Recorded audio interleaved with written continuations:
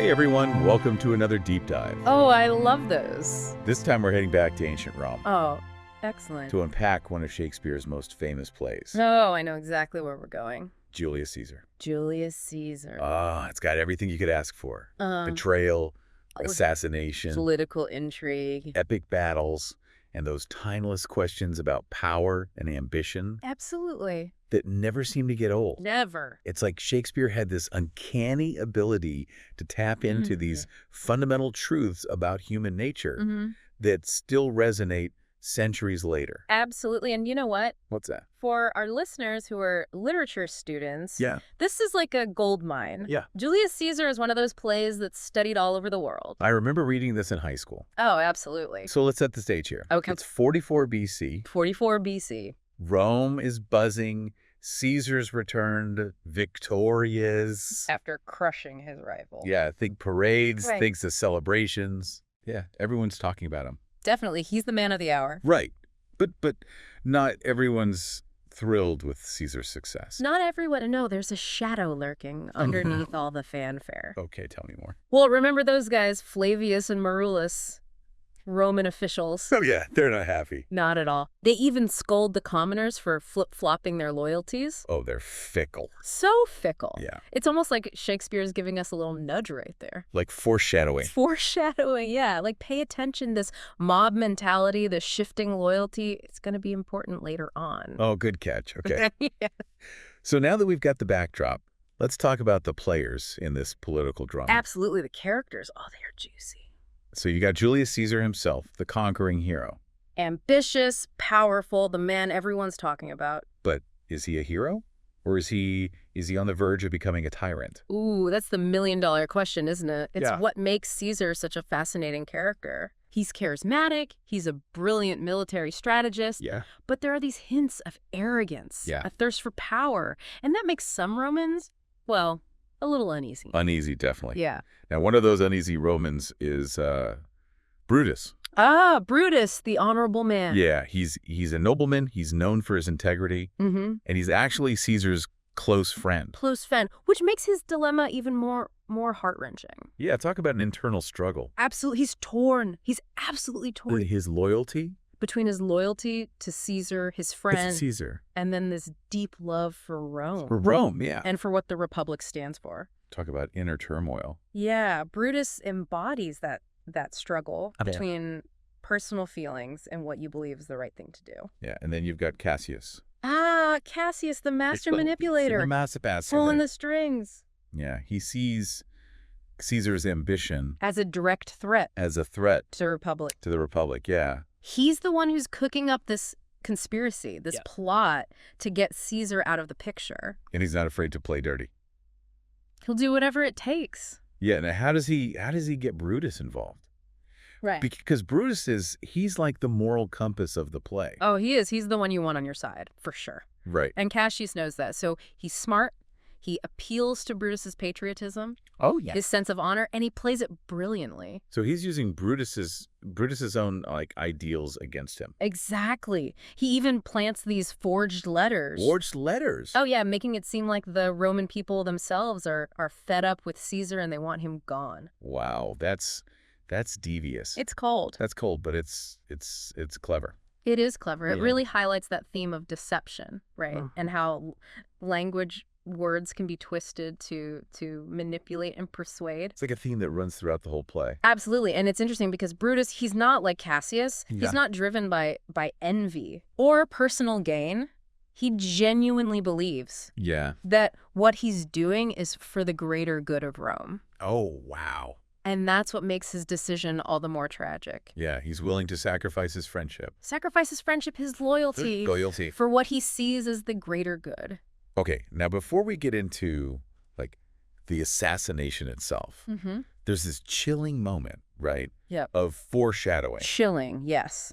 The soothsayer. Said soothsayer, and remember that famous line, "Beware the Ides of March." Ooh, it sends shivers down your spine, doesn't it? It's Yeah. like this tension between fate and free will. Yeah. Like, does Caesar have control over his destiny? Yeah. Or is it all preordained? Ooh. Like, is he walking into a trap he can't avoid? Right. It makes you think about, those choices that we make in life Yeah. and those things that seem beyond our control. Absolutely. And Caesar's response, Yeah. he just shrugs it off. He dismisses it. Dismisses it, calls him a dreamer, a madman. Yeah, it just adds to that sense of impending doom. Like something terrible is going to happen. And he's completely oblivious. He's at the height of his power, right? He's untouchable, you would think. Yeah. But we, the audience, know better. We do. Shakespeare's given us that little clue. We're in on the secret. Yeah, so the stage is set. Mm-hmm. The Ides of March arrive. March 15th. And Caesar walks into the Senate. Oh, surrounded by men he thinks are his allies. Yeah. But among them, hiding in plain sight, are the conspirators. Oh, the tension is palpable. But you can cut it with a knife. It's like waiting for a bomb to go off. Exactly. They're just waiting for the right moment. And they approach Caesar with this petition, right? Seemingly innocent. Yeah, they're asking for mercy for a banished Roman. But Caesar, in his pride, he's like, yeah, nope, I'm above such pleas. Yeah, he rejects their request. Rejects it. And that's when it all explodes. It's the signal. Casca strikes the first blow, and then it's a frenzy of daggers. Ugh. Chaos. Pure chaos. And Caesar, in that moment of utter betrayal, he utters that immortal line, "Et tu, brute." Oh, it's like a punch to the gut. Heartbreaking, isn't it? Yeah. The man he trusted most among his attackers. So the assassination marks this turning point, right? Oh, a point of no return. Like you can't go back from that? It sets off this chain reaction that will change the course of Roman history. Now the conspirators, they're convinced they've saved Rome from tyranny. They believe that they're the heroes. Right, but their victory is short-lived. Very short-lived. Because Mark Antony enters the scene. Oh, Mark Antony. Caesar's loyal friend. Silver-tongued orator. Yeah, and he's not going to let this stand. No, he's got plans of his own. So we left off with Mark Antony, Caesar's right-hand man, entering the picture. Oh, yeah, he's not going to let Caesar's murder slide. Not a chance. He's furious and heartbroken, but he's also smart. Okay, what does he do? Well, at first, he plays it cool, pretends to accept the conspirators' explanation. Oh, so he's biding his time. He's biding his time, yeah, but secretly he's plotting his revenge. Ooh, this is getting good. It is. And his weapon of choice. Words. Wait. Oh, yeah. Antony's funeral oration, it's one of the most famous speeches in all of literature. It's pretty epic. It is. It's a masterpiece of rhetoric, you know? He uses this subtle persuasion, emotional appeals, turns the crowd against the conspirators. So he's playing the crowd like a master musician. Exactly. He starts by praising Brutus and the others. Oh, that's clever. Right. He even calls Brutus an honorable man. But there's a but coming, right? Oh, a huge but. He slowly starts to plant seeds of doubt. Ooh. Okay, how does he do that? Well, he reminds the crowd of all the good Caesar did for Rome. Yeah, Caesar was pretty popular with the people, wasn't he? He was. And then he drops the bomb. Caesar's will. Oh, yeah, the will. Which leaves a substantial amount of money to every Roman citizen. Wow, that's a game changer. Talk about a PR move. Suddenly, Caesar's not just a powerful leader, he's this generous benefactor. Yeah, everyone loves Caesar again. The crowd goes wild, they're furious with the conspirators. And then, what happens? Chaos. Rome erupts in violence. The mob mentality takes over. Shakespeare really captures how quickly a crowd can turn. Yeah, it's terrifying. It's like watching a pot boil over. And there's that tragic scene with the poet Cinna. Oh, yeah. Poor Cinna, just in the wrong place at the wrong time. He gets mistaken for one of the conspirators. The mob tears him apart. It's brutal. It really underscores the danger of mob rule. And the unintended consequences of violence. So Antony, with his powerful speech, he basically ignites a civil war, right? Exactly. He's turned the tide. Now he's got the people on his side. Okay, so what happens to Brutus and Cassius? Well, they're forced to flee Rome. They raise their own army. To fight Antony, right? Yeah, and Caesar's heir, Octavius? Octavius, he's going to become a pretty big deal later on. Oh, yeah, that's a whole other deep dive. Definitely. So Brutus and Cassius, they're on the run. Their alliance is starting to fray a bit. Yeah, the pressure is getting to them. What happens between them? Well, they have this big argument. Oh. About what? It starts with military strategy, but it quickly becomes this deeper philosophical debate. Okay, tell me more.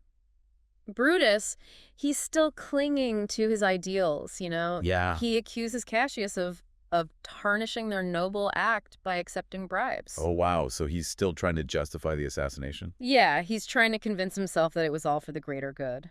But Cassius, he's more pragmatic. Much more. He's like, look, this is war. We got to do what we got to do. So their ideals are clashing with the realities of power. Exactly. It's that age-old dilemma, right? Do the ends justify the means? Yeah, heavy stuff. It is. Yeah.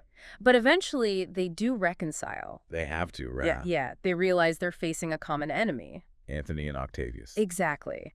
So they put their differences aside and prepare for the final showdown. The Battle of Philippi. That's right. The fate of Rome hangs in the balance. But before we get to the battle, there's this one more scene that's just, like, chills-inducing. Oh, yeah. You're talking about Caesar's ghost. Oh, my gosh, yes.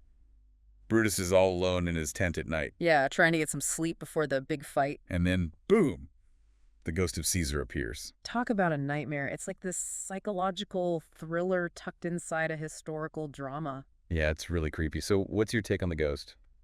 Well, it definitely adds this supernatural element to the play. It makes you question fate, you know? Is Caesar's spirit seeking revenge? Ooh, good question. Or is it just Brutus's guilty conscience playing tricks on him? Oh, so it could be both. It could be. Shakespeare leaves it open to interpretation. That's what I love about Shakespeare. He makes you think. And the ghost's warning, you know, thou shalt see me at Philippi. Yeah. It just hangs over Brutus like a dark cloud. Foreshadowing his doom. Exactly. So with the ghost of Caesar looming large, Brutus and Cassius march towards their destiny at Philippi.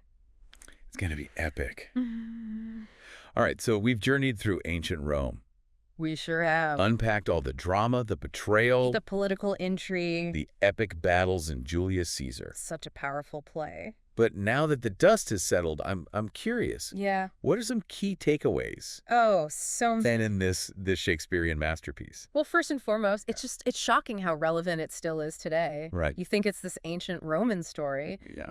But the themes, the characters, it's like Shakespeare was writing about us, you know? It's timeless. Absolutely. Like he had this window into human nature. Yeah, like he could see right through us. That hasn't changed all that much in all these centuries. Cool. So give me an example. Like what specifically makes you say that? Oh, well, just look at the political landscape in the play, right? Yeah. You've got all this maneuvering, the backstabbing, the way they use rhetoric to sway public opinion, to gain power. It's happening all around us today, just in different forms. Wow. It's a cautionary tale. It is. About the dangers of ambition, the seductive nature of power. Right. It makes you think about the leaders we choose, the qualities we look for or maybe should be looking for. Absolutely. And the importance of not just blindly following anyone who claims to have all the answers. Because nobody does, right? Right. It's all about questioning, thinking for ourselves, not just taking things at face value. Right. And the play really digs into, you know, this whole idea of human nature. Yeah. The characters, they're not just good or bad. They're complex. They're complex. You've got Caesar with his ambition, but also his generosity. Brutus with his idealism, but also his fatal flaw of being a little too trusting. Naive. And then Cassius. Oh, Cassius. So cunning, so manipulative. But you can also see his devotion to the Republic, you know? It's all mixed up in there. Yeah, all shades of gray. Exactly. Nobody's perfect. We all have these contradictions within us, and that's what makes them so human, so relatable, even after all these years. So it's like this reminder that we all have the potential for both good and bad, right? Absolutely. It's about the choices we make. Yeah. The consequences that ripple outward. Not just for ourselves. Yeah. But for everyone around us. It's a lot of responsibility, isn't it? It is. But it's something we all have to grapple with. So Julius Caesar, it's not just a history play. It's not just a tragedy. It's like this reflection of ourselves. A mirror on human nature. On our political systems, our struggles, our flaws. So for our listeners out there who are maybe just starting to explore Shakespeare, or maybe they've been intimidated to dive into his works. What would you say to them about Julius Caesar? Oh, don't be intimidated. This play, it's a page-turner, honestly. Yeah. It's got action, it's got intrigue, it's got these amazing characters. And the language, while it might seem a little daunting at first, Yeah. it's so beautiful. It's so powerful. It's poetry, really. It is. And there are so many resources out there now to help you understand it. Right. You've got translations, you've got summaries, you've got performances. Yeah, you can watch it, you can listen to it. You can even just read it out loud with friends. That's fun. And let the words wash over you. Absolutely. The more you immerse yourself, the more those layers of meaning will start to reveal themselves. Oh, don't be afraid to dive in, Jump in. It's an incredible journey. It is. And on that note, thank you all for joining us on this deep dive into Julius Caesar. Thanks for listening. We hope you've enjoyed exploring this timeless masterpiece with us. And who knows, maybe we'll see you in ancient Rome again sometime soon. Until next time, happy reading.